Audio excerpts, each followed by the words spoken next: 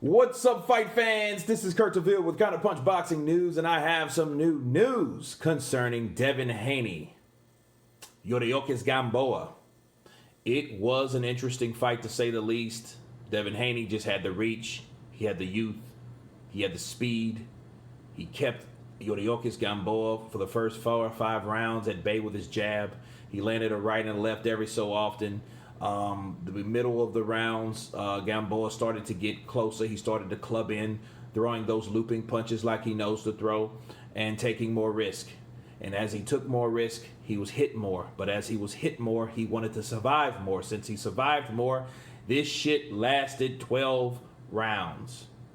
Okay, I just got off a live feed. Shout out to everybody that was there. It was a barn burner.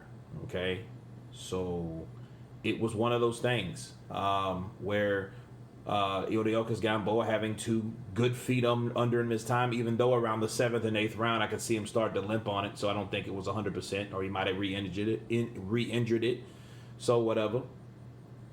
But Yuriorkis lasted 12 rounds. He was hurt more in the 11th and 12th, more by Devin Haney, to the point where the referee did have to take a point from Yuriorkis from holding so damn much.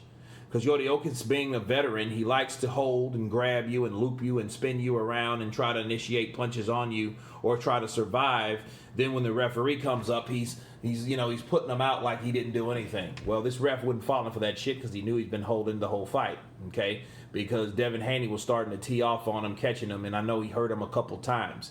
Now, does Devin Haney have the type of punching power does Gervonta Tank Davis? No.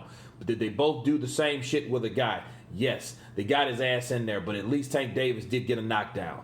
The problem with Devin Haney is, counterpunching Devin Haney, you shouldn't have talked all that cash money shit before the fight.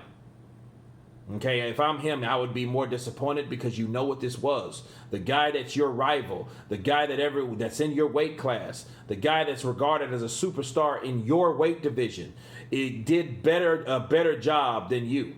Even though he was injured, you can say that, touche. But at the end of the day, he did more damage to Gamboa than you did.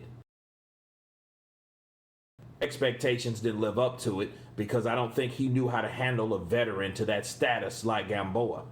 He should have stepped back when Gamboa tried to come forward, creating space to land his shots. I don't think he learned that yet, but it's all a learning process because he's still young.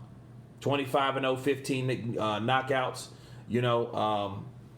but it was disappointing, and I know he should be disappointed to a certain degree, but I hoped Devin Haney has learned something from this fight, because a lot of people that they will hold on for dear life just to say, hey, I went 12 rounds, I still got it to a certain degree, and on top of that, Gamboa is a guy that, how did you get a championship shot fighting Gamboa? You know what I'm saying? It was weird. I know about the Gary Russell Jr. shit, but still, I would never want to fight a guy that's a leftover for a guy that I'm potentially going to fight.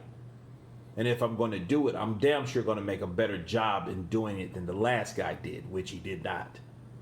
Okay, so, but anyway, we thought it was going to be a knockout, so you anticipate a knockout and it doesn't happen, so hey, we're in for a long night, and that's exactly what we had.